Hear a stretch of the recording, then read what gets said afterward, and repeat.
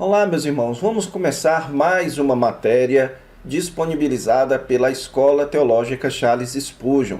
Eu me chamo Antônio Neto e é um prazer muito grande estar aqui com vocês para nós estudarmos mais essa matéria, mais essa exposição bíblica juntos, ok? E dessa feita nós vamos estudar a matéria de 1 Tessalonicenses, ou análise da epístola de Paulo, da primeira epístola de Paulo aos Tessalonicenses, ok? E nessa aula eu gostaria de apenas fazer uma apresentação dessa matéria, apenas explicar o que nós vamos fazer aqui, como nós vamos fazer aqui e por que eu acho que você deveria permanecer comigo durante toda essa exposição, ok? Então vamos começar aqui com a descrição da matéria.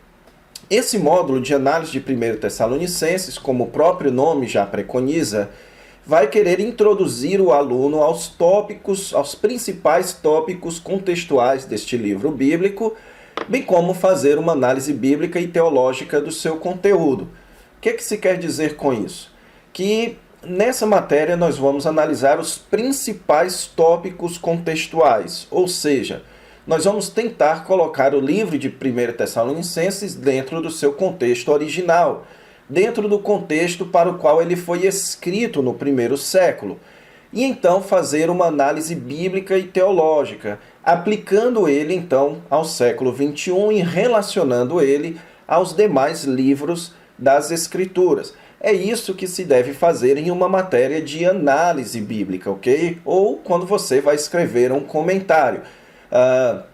É importante que se diga aqui também que nós vamos estudar os principais tópicos contextuais. Nós não vamos ser exaustivos, certo? Por uma série de fatores é impossível que a gente tenha uma análise totalmente exaustiva do conteúdo de 1 Tessalonicenses, ok? Mas então o nosso desejo aqui, essa matéria, é uma matéria onde você vai estudar e aprender a respeito desse livro bíblico dentro do seu contexto original, certo? O objetivo dessa matéria é fornecer ao aluno as informações necessárias para uma compreensão satisfatória do texto bíblico, bem como parte de sua preparação do ministério de pregação e ensino, como para o seu próprio crescimento. Então, nosso objetivo aqui é um objetivo ministerial, ok? Então, essa matéria não é uma matéria de objetivo acadêmico. Qual é a diferença aqui? Uma matéria de objetivo acadêmico é uma matéria onde nós vamos discutir aquilo que é relevante para a academia, certo? Para as instituições teológicas, como, por exemplo, aceitação no cânon, a questão da crítica textual dos manuscritos de 1 Tessalonicenses, a questão das críticas, se foi Paulo mesmo quem escreveu, ou como esse texto conseguiu chegar até nós, ou então as diferentes variantes dentro dos manuscritos. Não é esse o nosso desejo, certo? Então nós não vamos aqui tentar responder aos ataques que são feitos pelos céticos quanto à autenticidade desse livro, nada disso. Nosso propósito aqui é pastoral, é ministerial, é ver o que esse texto bíblico ensina para que você seja melhor preparado para ensinar sobre esse texto ou então para o seu próprio crescimento pessoal, ok? Então, com essa matéria, o meu objetivo é edificar a sua vida para capacitá-lo melhor para o seu ministério ou para o seu serviço a Deus em sua vida pessoal, ok? Quanto à relevância, por que eu acho que é importante que você estude esse livro? Em primeiro lugar, porque o livro de 1 Tessalonicenses, ele possui muitas lições preciosas a respeito do desenvolvimento da salvação do cristão. Então, nesse livro você vai notar que é muito comum o apóstolo Paulo falar a respeito daquilo que nós já somos e daquilo que nós devemos continuar progredindo. Na primeira parte do livro, ele vai ressaltar aquilo que nós já somos em Cristo. E na segunda parte do livro, ele vai enfatizar aquilo que nós devemos progredir. Então, o desenvolvimento da salvação passa por esses dois processos. O reconhecimento daquilo que você é, da sua recepção do Evangelho, da sua eleição, ok? E daquilo que você precisa progredir, do seu processo de santificação. Então, esse é um ótimo livro para você estudar em um grupo caseiro, para você estudar num processo de discipulado, ok? Para você estudar em uma reunião pessoal com alguém. Então ele tem muitas lições importantes para o desenvolvimento da salvação. Também possui fortes lições de encorajamento, tanto para a firmeza na fé, quanto para o ministério pastoral. Então deixe-me dizer que enquanto eu gravo esta matéria de 1 Tessalonicenses, enquanto eu tenho estudado para gravar essa matéria, muitas das lições que eu tenho estudado têm sido extremamente úteis no meu próprio ministério. Um próprio testemunho pessoal aqui, no capítulo 2 de 1 Tessalonicenses, o apóstolo Paulo fala lá que Deus provou eles, confirmando que eles foram de fato confiados, o que para eles foi confiado o Evangelho. Que muitas vezes Deus utiliza as provas e as tribulações para nos mostrar ou para nos convencer se de fato nós temos sido confiados o Evangelho, se nós temos sido chamados para carregar o Evangelho adiante. Nós que eu falo, aqueles que estão no ministério pastoral, no ministério da palavra. E isso foi muito importante durante algumas batalhas que eu mesmo tive que travar no meu ministério, ok? Então, esse é um livro que vai lhe dar muitas lições de encorajamento, não só para a sua vida pessoal, como também se você está no seu ministério pastoral. Também, 1 Tessalonicenses contém um dos textos mais importantes para a escatologia do Novo Testamento, que é o texto de 1 Tessalonicenses, capítulo 4, a segunda parte do capítulo 4, ok? Então, no livro de Tessalonicenses, você tem dois textos importantes para a escatologia do Novo Testamento, um no começo do capítulo 5, o outro na segunda metade do capítulo 4.